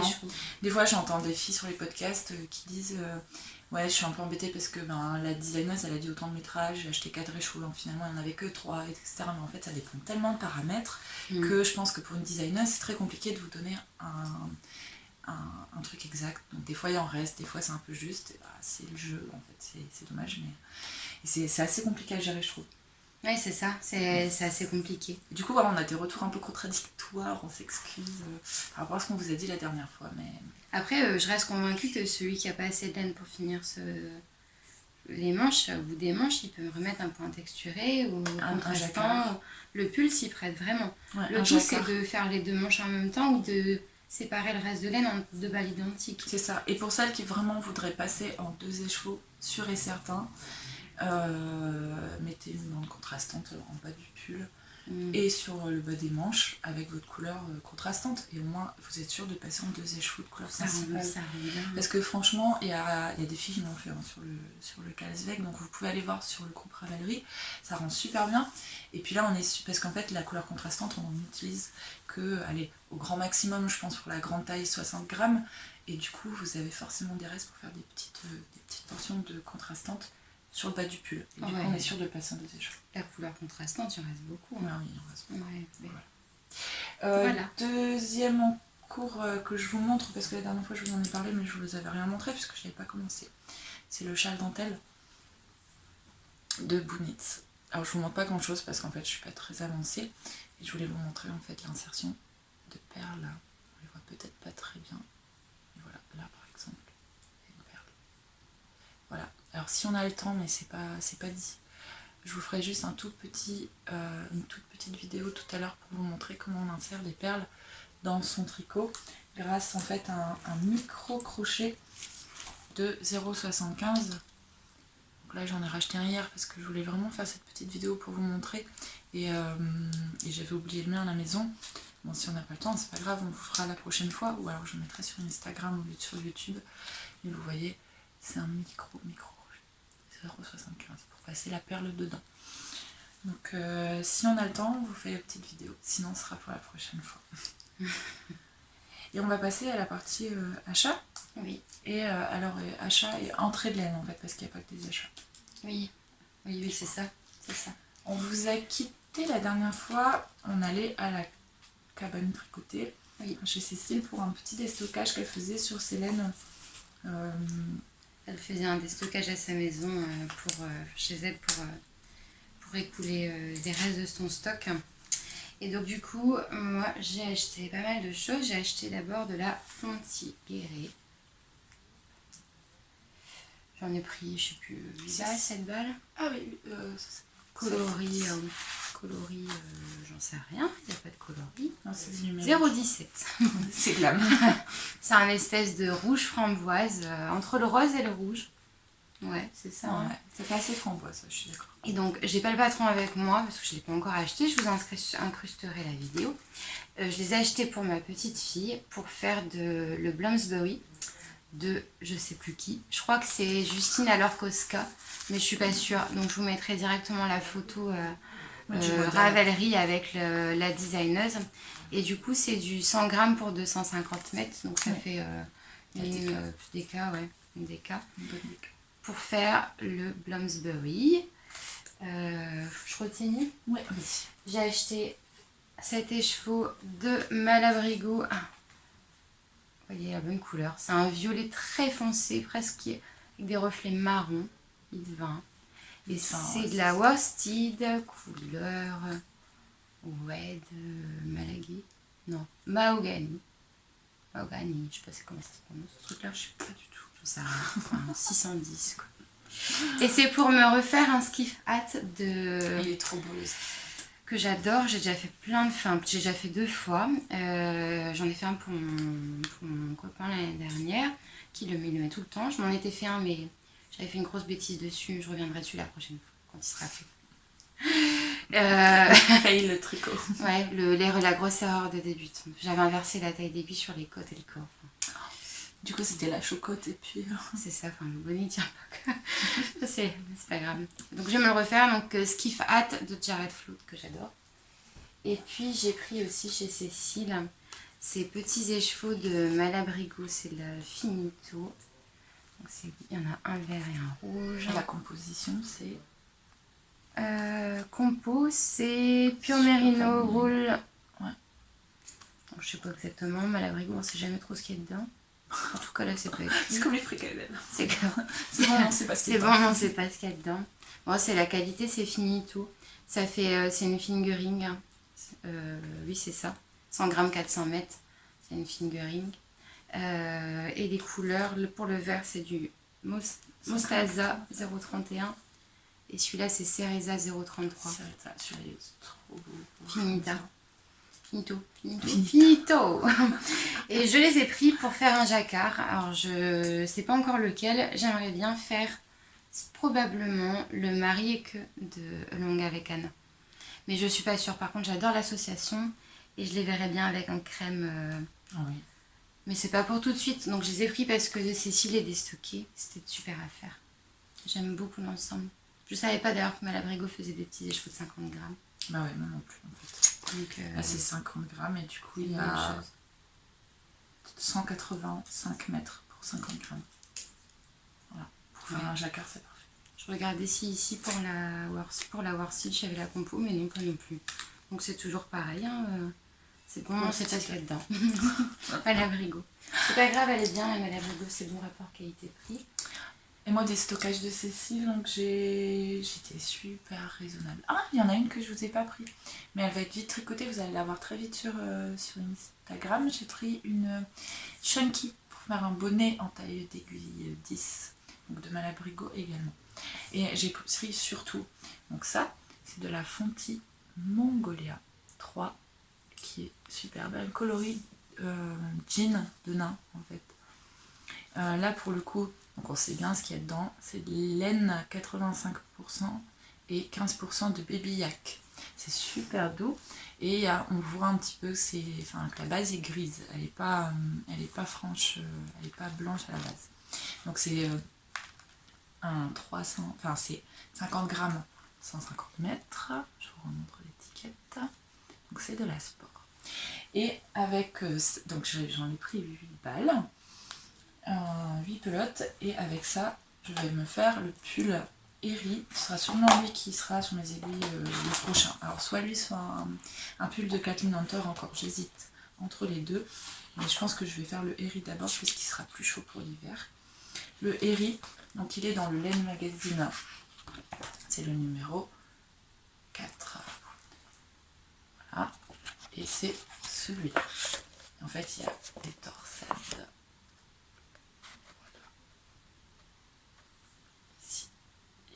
Des super torsades et un point texturé. Je vous montre ici, il est super. Et en fait c'est en laine sport, j'en avais pas à la maison et du coup je me suis pris donc de la Fonty Magnolia. Donc je vous la remontre, elle est super. Je pense que la couleur va aller très bien avec un jean. C'est beau, hein. C'est super beau. C'est un bleu un peu gris avec des reflets. Ouais, c'est beau. C'est un peu brun, je pense, c'est un tout. C'est pas marqué, mais on voit en fait qu'il y a deux brins. Donc c'est un autre type de laine, c'est pas du 100% mérino, c'est pas de la teintée main. Parce que Fonty c'est quand même français, hein, made in Creuse. Oui, c'est rigolo le titre. Donc c'est français, made in Creuse. Et c'est super beau. Ce jour-là, j'ai acheté aussi le Laine Magazine dernier du nom, donc le 6. Voilà.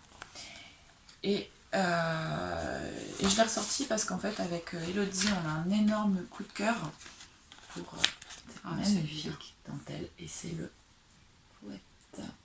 Il est juste sublime. Et donc Elodie pense avoir trouvé la laine pour le faire. Oui, je pense que je vais utiliser ma laine Aphrodite de laine amourée. Cette merveille de douceur qui est du bébé alpaga, soit cachemire. Je vous dis pas comme c'est doux et juteux. Oh, c'est tout, c'est pas incroyable. Et le coloris, c'est du corail aux lèvres. C'est son rose avec des nuances de blanc vanille. C'est super beau. Et en fait, ça fait. Super. Je l'avais acheté quand Anne Amouré était venue chez Olenko.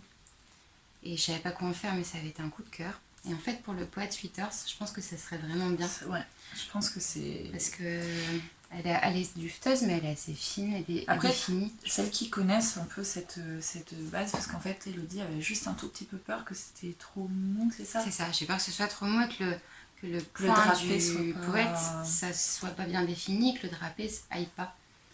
Et du coup, celles qui ont déjà tricoté cette base, est-ce que vous pouvez nous faire un retour du coup pour qu'Elodie soit plus sûre d'elle en fait pour son choix de... Oui, parce que j'hésite parce que j'ai peur vraiment que ce soit trop mou.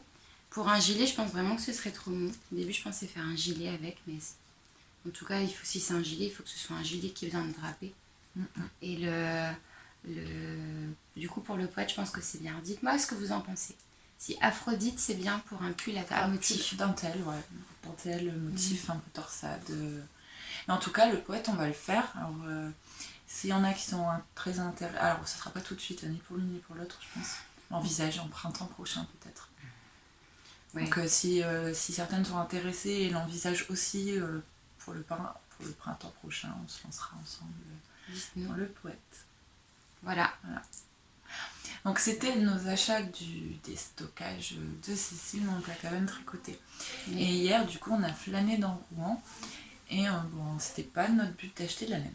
Mais on est passé dans tous les endroits, je crois, où il y avait de la laine. Oui, à peu près. On n'a pas été chez Fildar ni chez... je sais plus quel autre. Parce qu'ici, c'est le paradis de la laine. Un peu acrylique, il y a un peu de tout. Il n'y a pas de laine teinte à la main. Non. La laine qui se rapproche le plus de teinte à la main, il y a de la Malabrigo au Brio de Robec. On n'a pas de vraie laine. Enfin, de vraie laine teinte à la main. Il n'y a pas de laine amourée. Oui, il n'y a pas de hedgehog. Mais par contre, il y a au Robec, il y a de la Malabrigo. Mais par contre, on trouve toutes sortes de laines un peu plus industrielles. Moins connues ou moins utilisées, on va dire. Et le premier achat, c'est moi qui l'ai fait. En fait, on est arrivé dans une boutique. L'ambiance dans la boutique, c'est pas la joie. En fait, on ne sait pas si on peut vous conseiller d'y aller, mais en même temps, vous n'allez pas dire du mal de cette dame qui était quand même gentille. Oui, elle était très gentille, mais c'est vrai que sa boutique est... Non, comment vous dire bazar. En fait, si vous avez envie de vous mettre au tricot moderne et que vous rentrez là, vous allez ressortir et vous ne ferez pas de tricot. Ah non, c'est sûr. C'est sûr et certain. Mais bon, cela dit, je pense qu'il y a quand même des petites merveilles à aller piocher. Oui. Mais il faut faire fi de quelques détails. Oui, parce que les laines étaient très belles. Voilà, il y avait des belles laines et beaucoup de langues. Et il y a quand même des belles pelotes. Je sais pas si je vais donner le nom de la boutique. Mais... Voilà. Non, on ne va pas faire ça. Non, c'est pas la peine. Non, de toute façon, ils trouveront. Oui, si vous cherchez la langue. Elle était gentille, la dame. La dame était très gentille. Très gentille. Elle faisait partie d'un autre temps. C'est ça. Et en fait, moi je regarde dans les étals et je trouve rien qui me plaît. On regarde les bases, tout ça. Et puis je sais pas pourquoi, à un moment donné, je suis quand même 1m80 et mes yeux lèvent un peu. D'ailleurs, elle était surprise, la dame, elle dit oh bah je suis embêtée parce que du coup, vous pouvez aller chercher au-dessus de l'armoire. J'étais chercher au-dessus de l'armoire et j'ai vu en fait, est-ce que c'est pas juste mes couleurs? Ça. C'est trop beau. C'est moi, en fait, elle aurait pu s'appeler Charlotte, ça aurait été pareil. Donc en fait, moi je pense à c'est bohème, c'est... Voilà, imagine tout à fait un immense plaid au crochet là-dedans, un immense châle au crochet, et en fait, je crois que j'ai trouvé mon bonheur, parce que ce matin, du coup, on s'est levé tôt avec la puce, enfin, on a eu l'impression de se lever tôt, mais non, en fait, l'heure avait changé.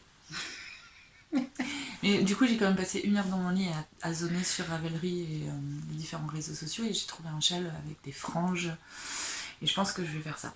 Donc c'est de la langue Milton, un coton acrylique et viscose. Donc moi qui n'aime pas beaucoup l'acrylique, ça passe pour celle-ci parce que en fait le coton prend le pas et c'est très doux. Alors c'est du coton, ça sera pas chaud, ça c'est certain, mais j'imagine plutôt un truc, un peu hippie, un énorme châle, un peu hippie, tout frangé, qu'on met au-dessus de ses épaules l'été, plus pour le style que pour la chaleur. Moi j'adore ça, les trucs un peu hippie, un peu bohème. C'est tout à fait mon style. Donc la langue Milton. Et en fait, la madame, elle en avait 5 écheveaux. Et pour vous dire à quel point elle est gentille, la madame, elle en avait 5 écheveaux et j'hésitais à prendre le 4 ou à prendre le 5e. Et au bout d'un moment, elle m'a coupé. Elle dit, de toute façon, je ne saurais pas quoi faire du 5e écheveau. Donc le 5e écheveau, je vous le fais à 3 €. Un prix dérisoire, quoi. Donc les écheveaux, si je ne me trompe pas, ils sont à 8 €. Et elle me les a fait à 8 € en tout cas. Et en fait, le 5e, elle me l'a fait à 3 €. Donc voilà, j'ai payé 35 € pour les 5 écheveaux. Et donc, c'est de la sport également. J'ai 100 grammes, 290 mètres. Et du coup, comme j'ai 5 écheveaux, j'ai largement de quoi me faire un énorme châle. Oui, ça va être beau. Hein. 1500 mètres, je crois. C'était la merveille. Hein. C'était une petite pépite trouvée parce que même s'il y a pas, c'est pas de la laine naturelle, même si ça reste du coton, je pense que le style, c'est tellement mes couleurs que bon, il fallait que je la prenne quoi. J'ai pas eu à réfléchir très très longtemps. Je l'ai prise et je pense que du coup au printemps prochain, je vais me lancer dans un immense châle que je fais franger et ce sera posé en couverture dans un coin de la maison et quand je voudrais sortir dans un style un peu bobo, je sortirai parce que j'adore ça. Donc voilà le premier achat d'hier à Rouen, la langue Milton. Voilà. Et moi, c'est toi, la dire. Oui, c'est ça. Après, on est passé à la boutique. On a déjà parlé. Katia, ouais. On est passé chez Studio Laine. Studio Laine. Rue Beauvoisine, en face des Beauvoisins. Un restaurant. Enfin, C'est un restaurant le midi. Sinon, c'est un salon de thé. Et donc, j'ai acheté de la Katia Socks. Super tweed. Non, c'est ta tweed. Elle est très jolie et la composition est intéressante. C'est 55% laine, 25% polyamide et 20% soie. Et je l'ai pris parce que je veux faire des chaussettes pour monsieur. Alors du coup, je voulais pas prendre de la laine teinte à la main parce que sans connaître, sans savoir s'il va les porter ou pas, si ça va lui aller, je voulais d'abord lui en faire une paire. Voilà. Donc du coup, j'ai pris cette balle qui était pas très très chère.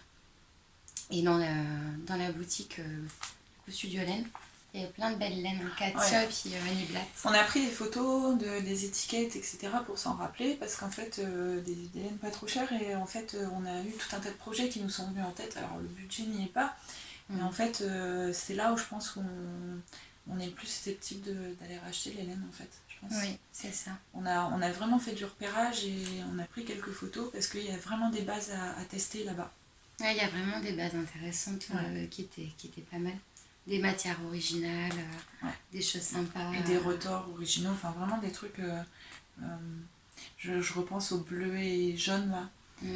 C'était chouette, hein. Ah, c'était chouette. Et je pense que voilà, après on a pour projet le nouveau énorme gilet de Kathleen Hunter.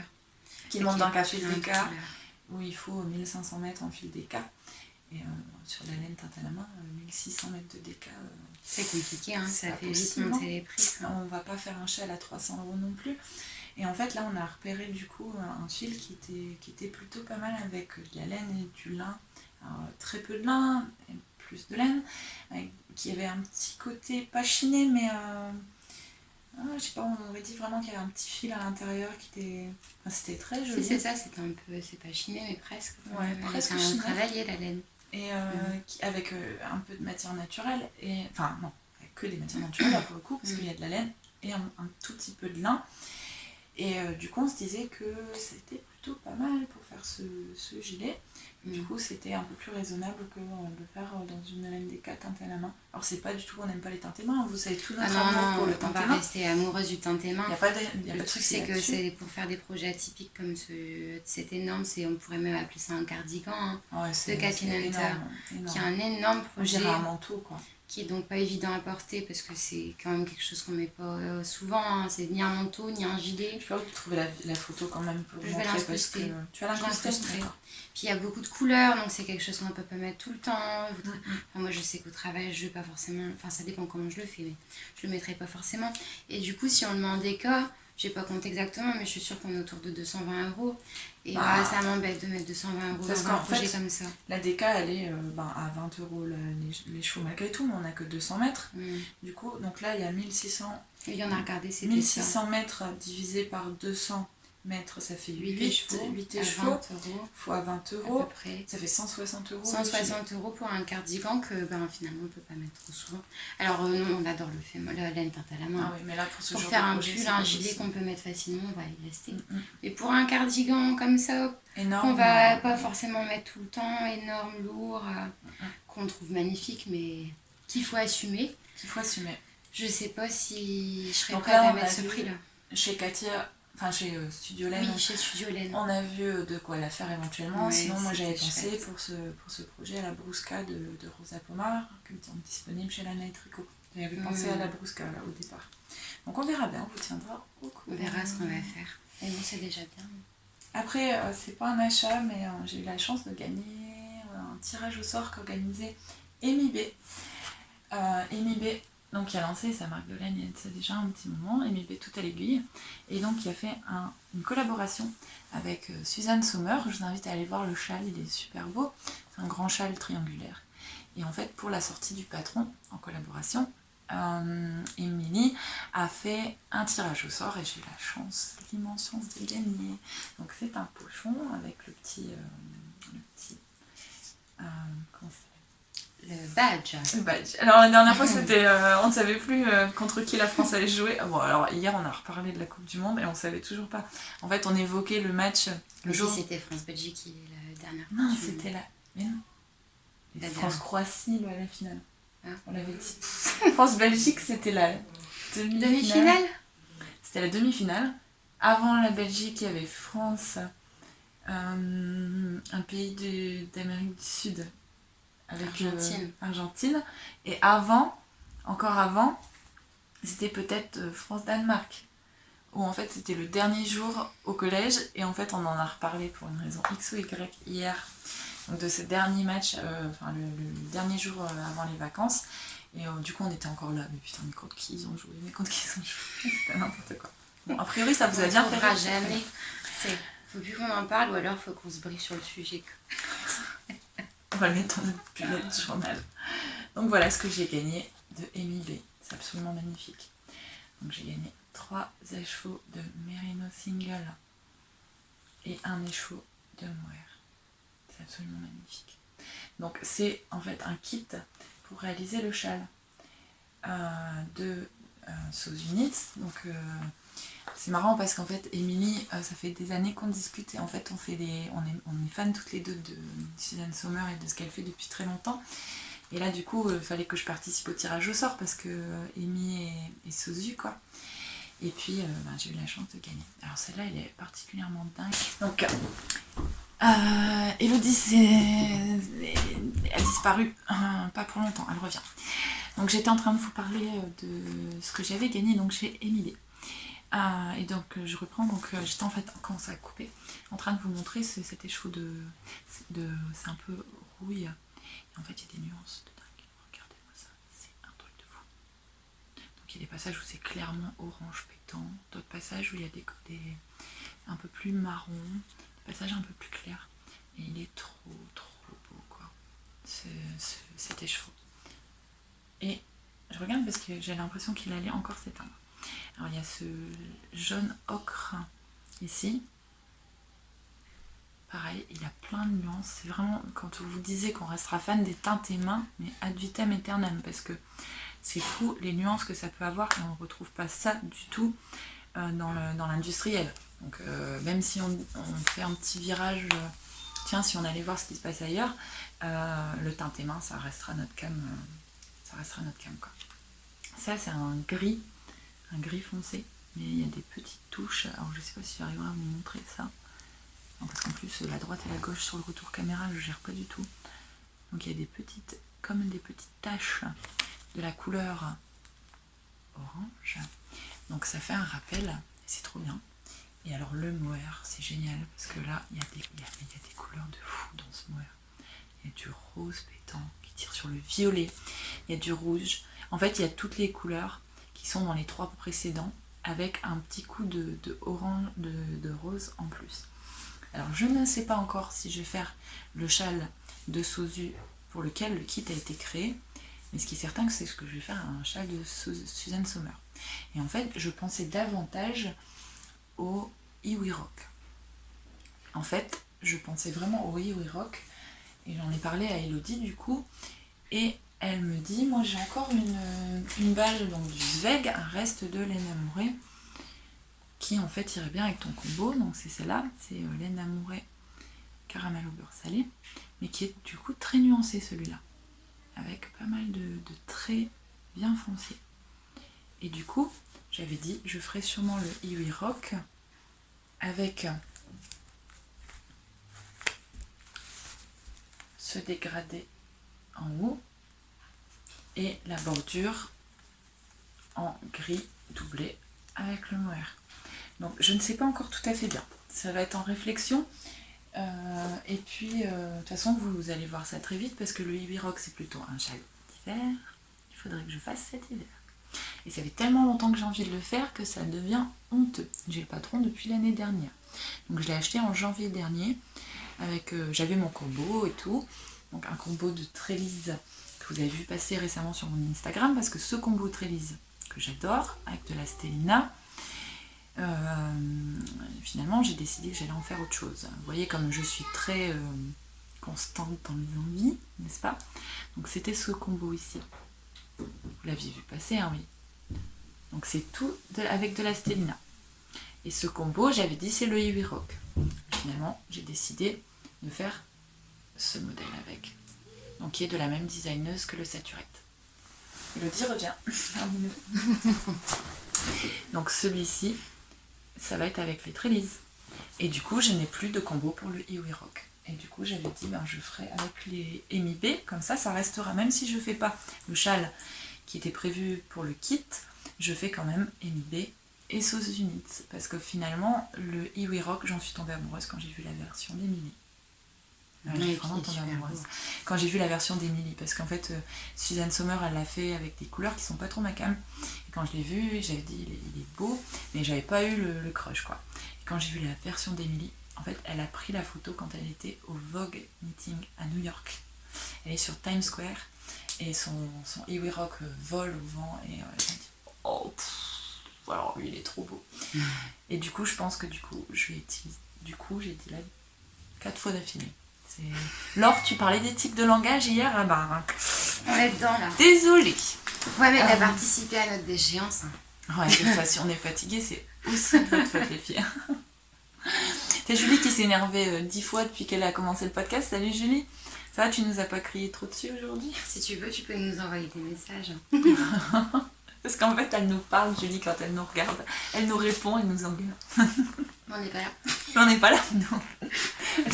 Elle nous dispute par écran interposé, mais ça sert à rien, on n'est pas là.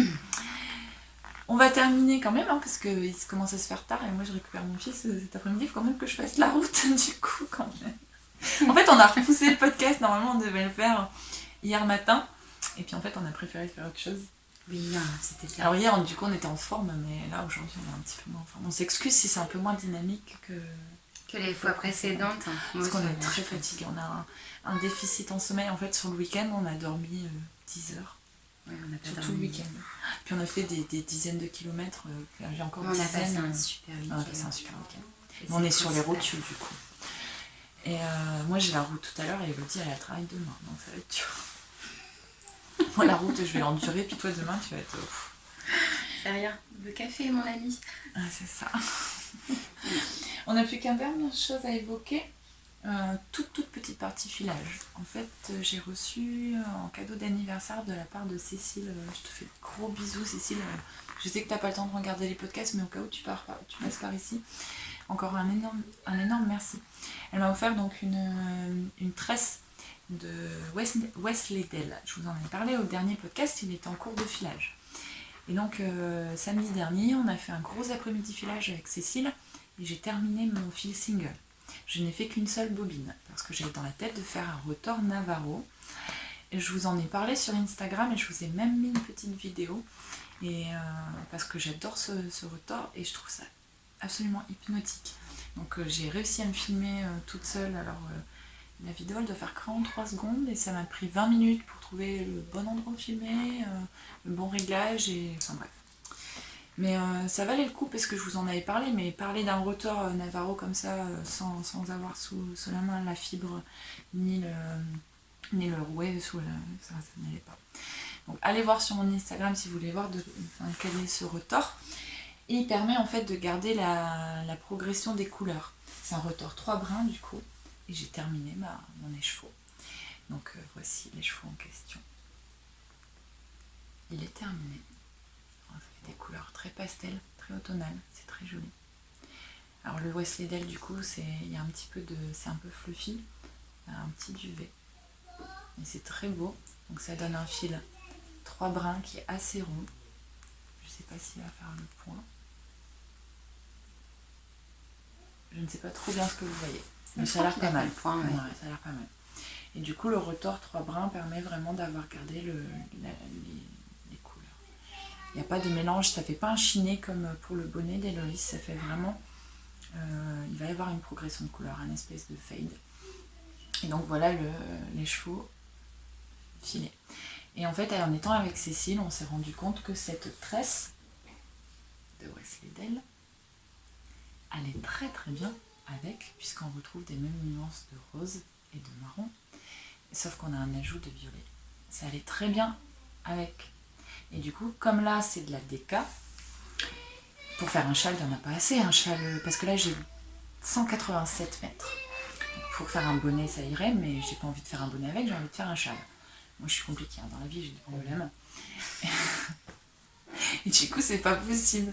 Et du coup, on a dit avec Cécile, si j'arrive à filer ça dans la même grosseur, ça me fait presque 400 mètres et je peux me faire un châle en déca. Du coup, j'ai commencé à filer ça. Je ne l'ai pas, c'est à la maison. J'ai laissé le rouler à la maison quand même. J'ai déjà déménagé la moitié de mon matos. Donc voilà, je file ça. Je vous montrerai quand ce sera filé. Et ce sera un châle. Voilà, le Wensleydale. Je crois qu'on a terminé. Oui, je pense qu'on a fini, on a tout montré. Bon, on n'a plus rien à montrer. Bon, ça devait être cool, on a, je suis sûre, 1h50. 1h50. Je vais quand même passer 3 jours à monter, 6 jours à charger. C'est ça. Donc en fait, on vous dit, on revient plus vite que la dernière fois. En fait. Ouais. C'est pas dit. C'est pas... Si. Ça va aller. Bon, en tout cas, le podcast, il peut pas être en ligne avant mercredi parce que EOS, ce que je porte. De toute façon, j'ai des engagements sur la couture, donc j'aurai pas le temps. Non, de toute façon, on n'est pas pressé non plus. Hein. Ouais. Comme on s'est vu, en fait, le podcast dernier, ça fait 10 jours qu'il est en ligne. Oui, c'est ça. On a tourné il y a 3 semaines, mais ça fait 10 jours. D'ailleurs, merci beaucoup pour vos vues et vos commentaires. Ah oui, mais merci. Très gentil. On le dit pas à chaque fois, mais franchement, merci 1000 fois l'accueil que vous nous réservez. C'est vraiment encourageant et c'est chaleureux. Alors, on a quand même rediscuté un peu de tout ça ce week-end en disant la communauté tricot, elle est super, pas toujours bienveillante, mais il y a quand même comment dire, c'est chaleureux, vous faites un accueil à chaque fois, c'est incroyable, on n'en revient pas en fait. Ouais, c'est ça, on n'a pas le temps pour l'instant on n'a pas encore pris le temps de répondre à tous vos messages, mais on les a tous. Je crois que je suis presque à jour, hein. Je crois qu'il me reste 2 à répondre. Moi je les ai tous lus, mais j'ai pas beaucoup répondu, par contre je vous lis tous. Parce que bah, là, le retour à la vie professionnelle et tout ça, ça a la beaucoup vie changé. reprend le dessus, quoi. Donc, en fait, pendant les vacances, on a eu un été difficile, et puis là, avec la reprise... il faut le temps que tout se mette en route. Mais ça va, hein, c'est juste que j'ai pas eu le temps de pris le temps, mais tu l'as fait pour moi, c'est gentil, de répondre aux messages. Moi, cette fois-ci, j'ai pu, parce que j'étais en vacances. Mais oui, merci pour votre bienveillance. Merci à celles qui sont bienveillantes et qui ont une attitude positive et agréable envers les autres. Parce que c'est pareil, des critiques, il faut en faire s'il y en a à faire. Bien sûr, on prend les bons conseils. Il faut conseiller parce qu'on a conscience que c'est pas du tout parfait. Les vidéos, on est vraiment amateur et Elodie fait un boulot de dingue sur le montage, etc. Mais on n'a pas de recul sur ce qu'on fait, c'est comme on n'a pas de recul. Et du coup, il faut vraiment nous dire. Tu savais pas le son? Oui, le dernier podcast, j'ai joué avec le son. Je me demande si c'est pas ça qui alourdit la vidéo. Pour que vous l'entendiez mieux. Alors vous me direz si c'est mieux ou pas. Je vais faire le même réglage pour cette vidéo-ci. Vous me direz si ceux à qui ça posait un souci pour le son précédemment, si c'est mieux maintenant. Comme ça, je garderai ces réglages-là. Si c'est pas le cas, je reviendrai aux anciennes fonctionnalités pour alléger un peu. Ouais. Bon, on prend en compte tous vos bons conseils. Donc n'hésitez pas vraiment, tant que c'est constructif et que c'est pas de la méchanceté pure. Et puis, on l'a pas dit en début de podcast, mais sérieusement, c'est pour mettre un pouce vers le bas, que ce soit sur notre podcast ou les autres, sans justifier. Pourquoi vous mettez un pouce sur le bas? Ça sert à rien. Mais nous, ça nous fait rire. Hein. À chaque fois que ça nous arrive, on trinque un peu. Ouais, c'est ça. Et franchement, soit vous mettez un pouce vers le bas et vous justifiez pour qu'on puisse améliorer les choses, parce que le podcast vous plaît, vous voulez le regarder, mais il y a un point de détail qui vous gêne. Dans ce cas-là, dites-nous quel point de détail on peut améliorer. Et si c'est juste pour mettre un pouce vers le bas sans justification, ça sert à rien. C'est par jalousie, méchanceté. Il y a trop de podcasts pour que vous perdiez votre temps à nous regarder si ça ne vous plaît pas. Et ça, c'est pour tous les podcasts. Alors, c'est peut-être le petit... C'est pas un point de coup de gueule ou quoi que ce soit. Non, c'est parce qu'on a rencontré hier quelqu'un, Valor, qui a subi il y a quelques années des agressions, des agressions sur les réseaux sociaux et qui a failli arrêter de tricoter à cause de ça. Mais puis il y a beaucoup de podcasteuses qui prennent... Nous, on n'a pas pris de remarques négatives du tout. Non. On est très épargnés, en tout cas pour le moment. Mais moi, ça me fait mal au cœur quand il y a des podcasteuses que j'aime bien qui regrettent d'avoir pris des remarques méchantes. Oui. C'est pas des remarques négatives. Des remarques négatives, il peut y en avoir tant que c'est constructif et que ça nous aide à faire mieux. Après, si c'est juste pour critiquer, ça sert à rien. Mettre des pouces vers le bas sans justifier, ça sert à rien non plus, parce qu'en fait on se dit, il y a des gens qui n'ont pas aimé, mais on ne sait pas pourquoi. Et on se dit, il y a tellement de podcasts que, en fait, chacun y trouve son compte avec l'une, l'autre. Moi, je ne regarde pas tous les podcasts, je n'apprécie pas toutes les podcasteuses, mais il y en a des que j'apprécie énormément, il y en a que je regarde quand j'ai un petit moment, il y en a que je regarde pas du tout, parce que il y a tellement une offre immense. Après, les podcasteuses, ne vous vexez pas, je ne commente que très rarement vos vidéos, même si j'apprécie énormément. By Night, par exemple, je la regarde sans arrêt, j'ai jamais mis un commentaire. Oui, mais parce que quand tu regardes, moi quand je regarde les podcasts, si je les regarde sur la télé, si je les regarde sur la télé, je peux pas mettre de commentaires. Ouais, c'est ça. Et en du fait, coup, si je mets un commentaire, c'est que je rouvre mon téléphone volontairement pour vous mettre un commentaire. C'est ça. Mais vous vexez pas si du coup vous n'avez pas de nos manifestations, commentaires. Enfin, peu importe quoi, mais restez bienveillants. Mais ouais, pour ceux qui sont dans le négatif, passez votre chemin. Quoi. Parce que surtout, si là vous vous rendez pas compte, nous on est bon, c'est bon, on est épargnés. Mais ça peut vraiment détruire des passions. Il y a des gens qui peuvent. C'est une bulle de tricot, c'est du plaisir. Hein. Nous on fait ça. Il faut que ça reste du plaisir. Et pour vous, c'est juste une bulle. Et du coup, quand on sent. Les réseaux sociaux, ça peut vraiment être agressif. Hein. Il y a des adolescents qui se suicident et tout ça. Et ben, par les remarques négatives ou agressives que certaines peuvent donner envers d'autres, hein, sur YouTube ou sur Instagram. Et nous, vraiment, on est ouverte à la discussion. Il y a des gens qui peuvent se sentir agressés et dire j'arrête tout. Il y a la façon de le dire. Il y a la façon de le dire. Oui. On accepte toutes les critiques, tous les conseils, mais il y a la façon de le dire. Et vraiment, soyez bienveillants les uns envers les autres. Et si vous n'aimez pas un projet, vous n'êtes pas obligé d'être méchant. Alors je m'adresse à vous. En fait, on s'adresse à plein de personnes en même temps. On s'adresse pas à vous, mais en général, dans la communauté tricot, des fois, on se dit mais je pense que c'est un sujet qui a été déjà beaucoup abordé. Qu'est-ce qu'il fait là ? Pourquoi la personne, si elle n'aime pas, elle va voir autre chose ? Il y a tellement d'offres que moi, quand il y a quelque chose qui me plaît pas, je mets pas de j'aime. Alors, encore une fois, c'est pas parce que vous n'avez pas de j'aime que j'aime pas ce que vous faites, hein, parce que c'est pareil, Instagram prend un malin plaisir avec les algorithmes à ne pas me montrer toutes les personnes que je suis. Et je le regrette, parce que des fois, je vais sur un profil d'une personne par hasard, parce que je veux la contacter ou autre, et en fait, je me rends compte qu'il y a plein de photos qu'elle a postées que j'adore, t'as pas vu. Et que j'ai pas vu, parce qu'Instagram a décidé que l'algorithme, il me montrait ce qu'il voulait. Ça, c'est encore une autre histoire. Enfin, soyez bienveillants les uns envers les autres.